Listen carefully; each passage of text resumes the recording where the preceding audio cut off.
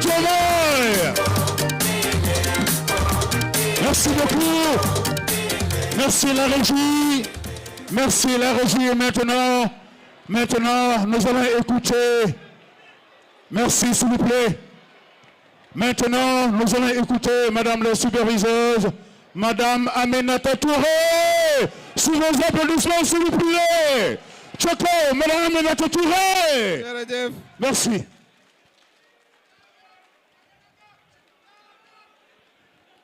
Monsieur le Président de la République du Sénégal, Bassirou Diomaye Diakhar Faye, saga ñaa ngi nii. Monsieur le Président, ñu ngi naan la bismillah, anglais yi naan ko welcome, welcome among your people here. Monsieur le Président, dañu bëgg ci sa tur commencer par Massawu Coono responsable yu bari yi nga xam ne jotuñoo yegsi ci salle bi wala jotuñoo sax dugg fii ci hôtel bi ndax danoo avancé événement bu ñu amoon def ko rek mu yemandaay maanaam mu daan tudd li nga xam ne mooy parti bu bees bi nga xam ne moom ngay sos waaye nag ni ñu ko waxe woon dañoo bëtal lii tudd rek la ndax bés bu nuy xew congrès bu rëy lay doon ci stade bu rëy bu ko defee sunu responsable yi nga xam ne jotuñoo dugg ñu massawu leen am na sax délégation yoo xam ne dañoo jot a ñibbi ndax ku ne rek amoon na yéene ñëw fekkee bés bi di un jour historique pour la démocratie sénégalaise. Monsieur le Président de la République, le 11 novembre, vous m'aviez écrit une lettre me demandant de restructurer votre coalition, la coalition Diomaye Président. Vous m'aviez donné des instructions très claires, des recommandations très claires, en me demandant de l'ouvrir à tous les Sénégalais et Sénégalaises, tous les acteurs politiques, non politiques, société civile, qui seraient intéressés à travailler avec vous pour la défense de la République et l'approfondissement de notre démocratie. Monsieur le Président de la République, ñi nga ko waxe woon noonu la ñu ko doxalee alhamdulillahi rabbil alamina mat na juróom-ñeenti weer kuy soxna rek xam nga juróom-ñeenti weer lu mu wundu ba tey ñu am ci gone goo xam ne moom la ñu war a tudd muy sunu parti bu bees bi. Monsieur le Président de la République nga may ma féliciter les leaders de la coalition Diomaye Président yi nga xam ne ñi pendant 9 mois la ànd ak ñoom ci liggéey wi ñu tollu ci 571 organisations maanaam partis et mouvements politiques ñoom ñëpp a ngi fi toog di wax aussi Monsieur le Président de la République nga jot leen a dalal ne sa maire yaa ngi nii aussi toog ñoom ñëpp biñ leen di xayma ce matin ils étaient 346 maires machallah tubarkal venant de l'ensemble du territoire bëggoon lañ leen jox kàddu yéen ñëpp waaye gis ngeen ni mu demee mu tàng moo tax vraiment président xam naa ne dina leen jagleel yéen it ay kàddu Monsieur le Président kon foofu la ñu toll woon ma wax la nag aussi ci lii nga xam ne moom nga dëgmal muy un parti 437 organisations, partis et mouvements ont décidé de fusionner avec vous pour créer le nouveau parti. waaye nag sànq am na lu am solo bu lu ministre Yankhoba Diémé wax ndax Monsieur le Président da nga àndoon aussi ak sa ay frères de parti ñu ci bari ñu ngi fii qui ont choisi avec vous la République et le Sénégal ñoom it te ñu nekkoon ci parti bi nga xam ne ci ñi ko sos nga bokk doonoon secrétaire général bi ànd ak ñoom combattre pour la démocratie dans des conditions difficiles ñenn ñi nga def ak ñoom kaso ndax dañuy fàtte ne def nga fukki weer ak benn ci kaso Sénégal yi waaye loolu terewul nga jiital li tubaab naan dépassement njiit nag dafa soxla dépassement doo topp sa mer doo topp lu metti lu ñu la def pour que nga mën a ouvrir de nouvelles perspectives pour le Sénégal loolu nga def tey moo tax bëri na ay responsable yu jógee ci parti yu bare ñoo xam ne ñii xëy na bi ngay ñëw sax au pouvoir ànduñu woon ak yow waaye gis nañu sa doxalin mu neex leen gis sa esprit d'ouverture de tolérance ñu ne dañuy ñëw jàppale la pour que modèle sénégalais bi nga xam ne ay génération wu sénégalais ñoo ko tabax ñu ànd ak yow téyele la ko ba nga yóbbu démocratie sénégalaise encore plus loin et encore plus haut kon képp koo xam ne si ñëw nga muy ni ma ko waxee say responsable parti les jeunes ñu bari lool ci parti bi nga xam ne yaa ca newoon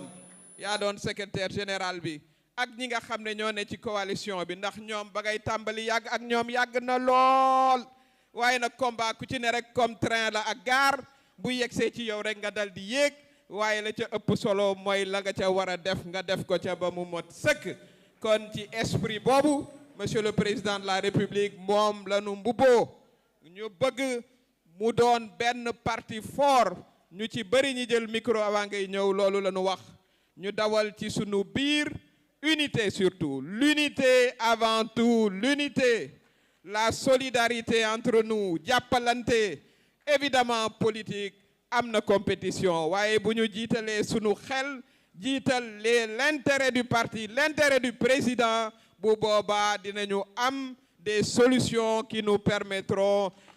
de gagner les élections à venir parce que c'est de cela aussi qu'il s'agit xam nañ ne en 2027 à la kuliyaalin élection municipale dina ci am li ñu bëgg mooy parti bi ànd ak xëy na yeneen i parti waaye loolu yeneen waxtaan la ba am la majorité des municipalités ñii nga xam ne ils font plus de la moitié des maires du Sénégal ñoom it ñu am mandat ñuy yokk ci mandat yi ba daal objectif bi ñuy viser mooy monsieur le président que 80% des communes de ce pays tombent dans l'escarcelle du parti qui va être créé te defe naa ne loolu mën nañ ko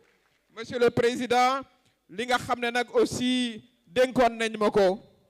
muy résolution générale boo xam ne dinaa ko lire waaye noonu nag bu ñu ko approuvé ci sa loxo lay des dama ko bëgg a lire bu ko defee nga xame ko ni ñu ko bindee muy suñu yéene waaye yéene boo ko amee it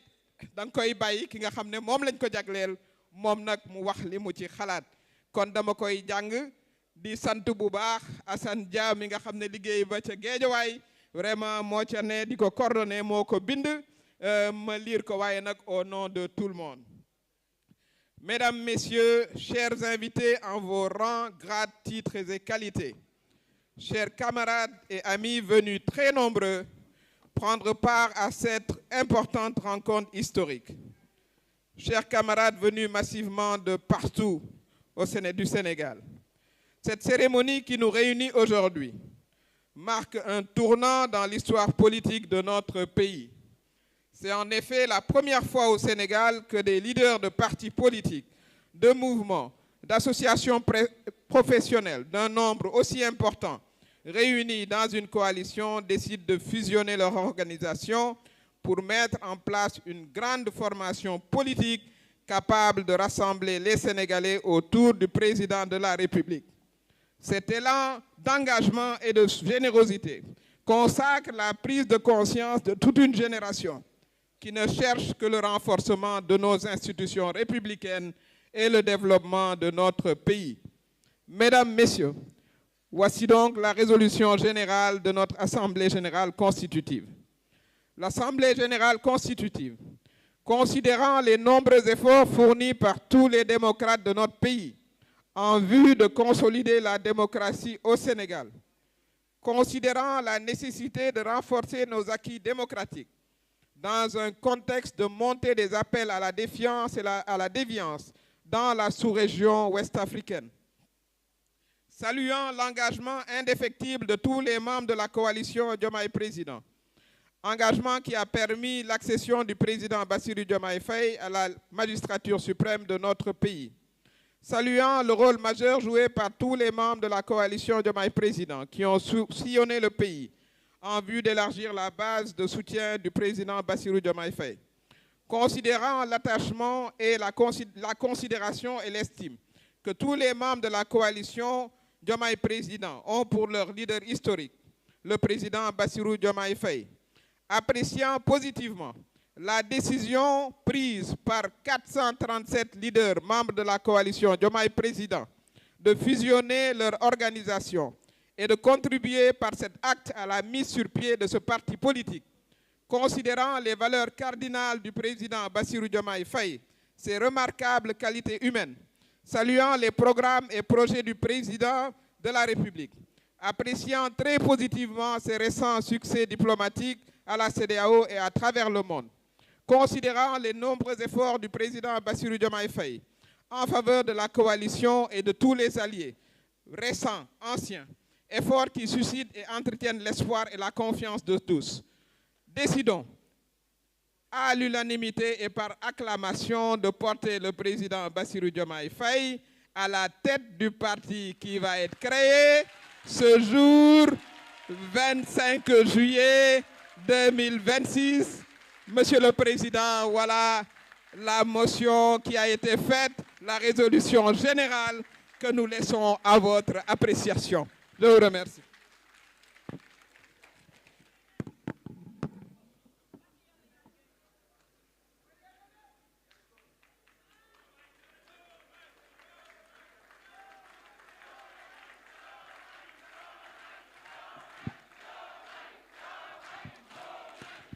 Merci.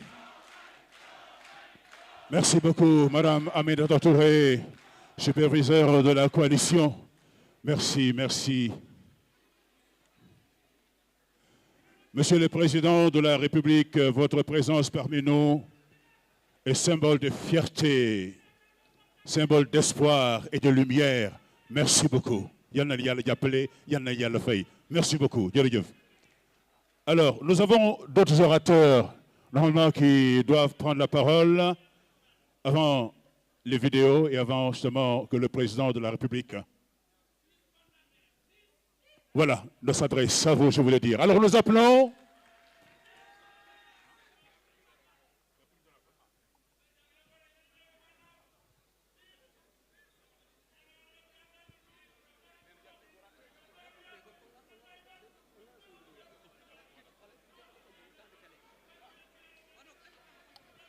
voilà, merci, merci beaucoup, merci donc.